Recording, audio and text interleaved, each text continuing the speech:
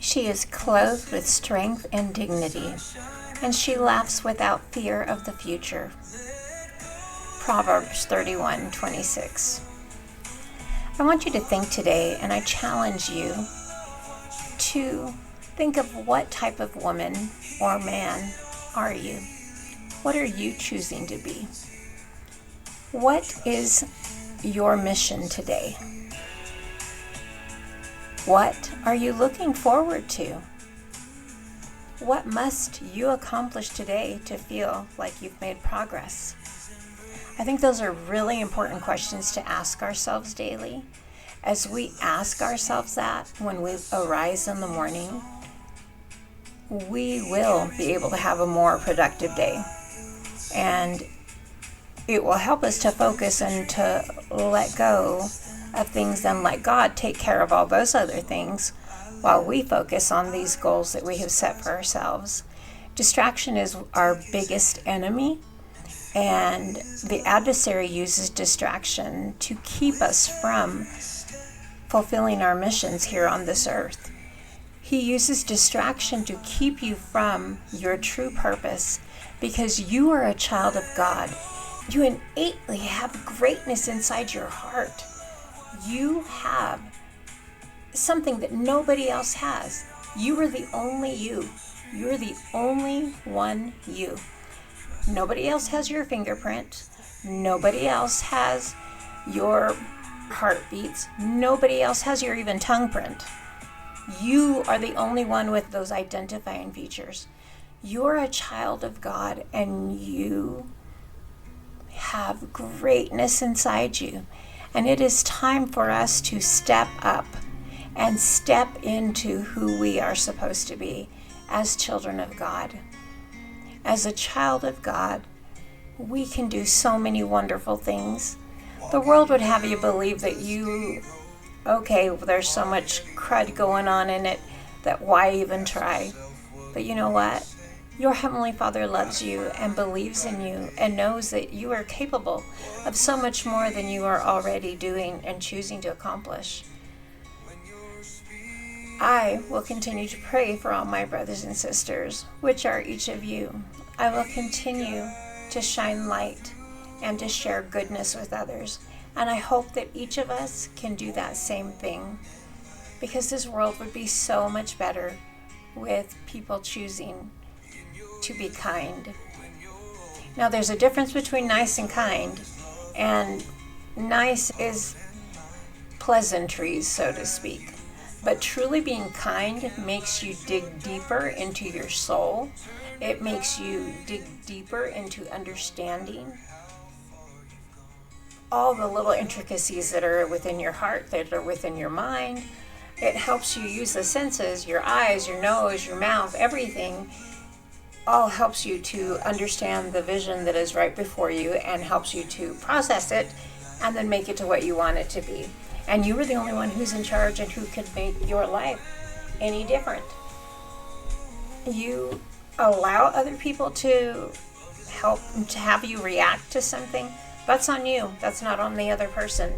There is no excuse for bad behavior. There is no excuse for ill behavior. There is no excuse for unkindness. There is no reason for that. And we live in a world right now that is very much separated and living in division. And that is what the adversary wants of us. He wants us to be divided.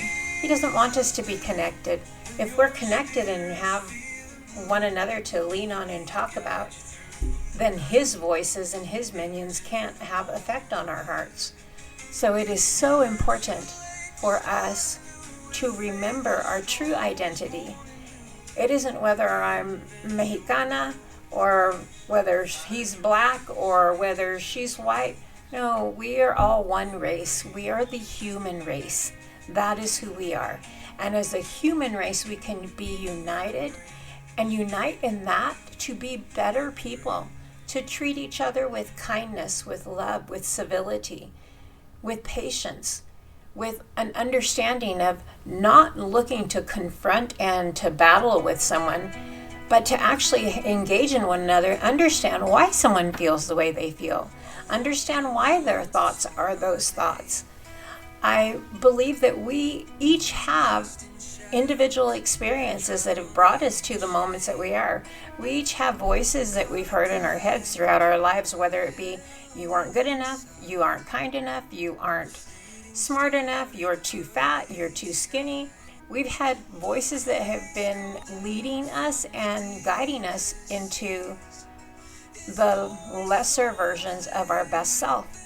And it is time for us to rise up, to be the type of person that you should be, which is a child of God, filled with love, filled with kindness, filled with civility, filled with patience. You know, there's a scripture that is often spoken of. It's in Corinthians 13. And I'm going to read a little bit of it to you. It's something that I had on my wall for many, many years. I've got it downstairs in my living room right now.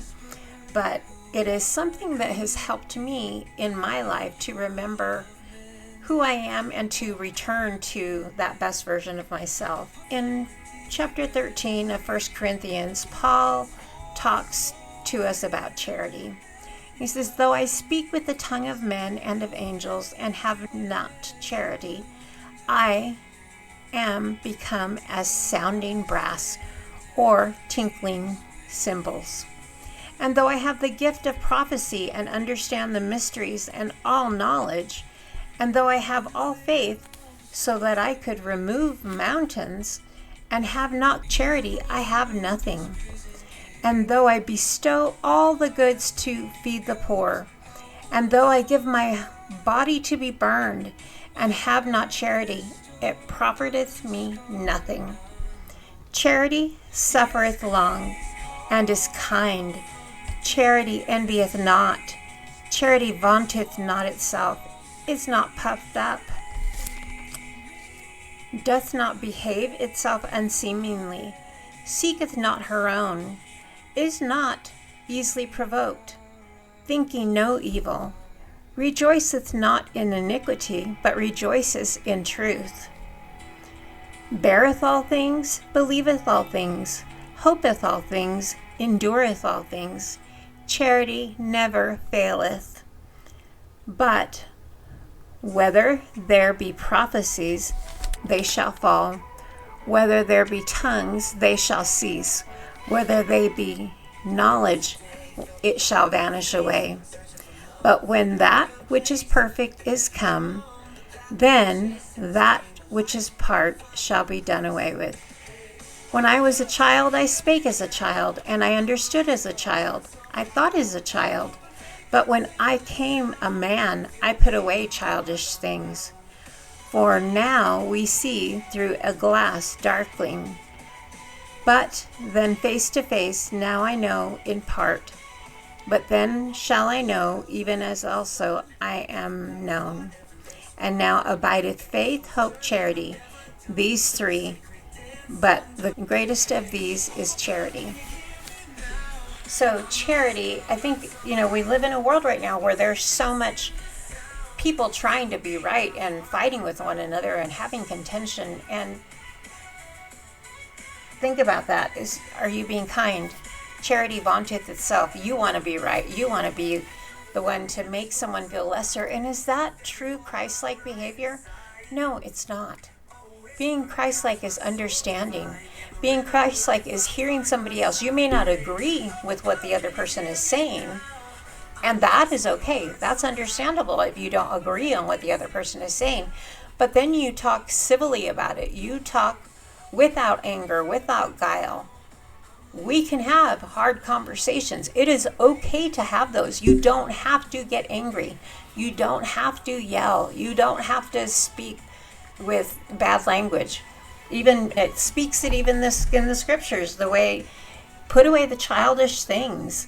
We are not children anymore. We are adults. Let's act accordingly without using vile, aggressive language and terms. And let's have that charity that is truly talked about, which is kind, which is following the Beatitudes. Think about that. All the things that were spoken of in the Beatitudes. Those are the things that we should be, which will bring beauty into this world that is so needed. And it starts with one. It starts with you. You are the one who can make the change. You are the one who can choose to not react to whatever negativity is coming your way. You are able to say, go with God.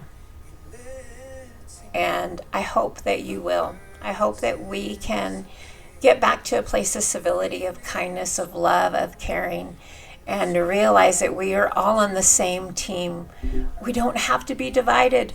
You don't have to experience the division that's there. We're the ones who choose to do that. So let go and let God take care of his part, and let us take care of ours in being kind and showing civility one with another. And this is the message I have for you today. I hope that you have a wonderful day, and I hope that you will continue to pay it forward and shine your light in bright ways, because each of you have God-given gifts.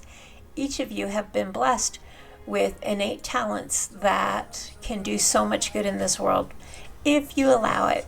Again, it's your choice. So have a beautiful day and look forward to seeing you again. Thank you so much for joining me.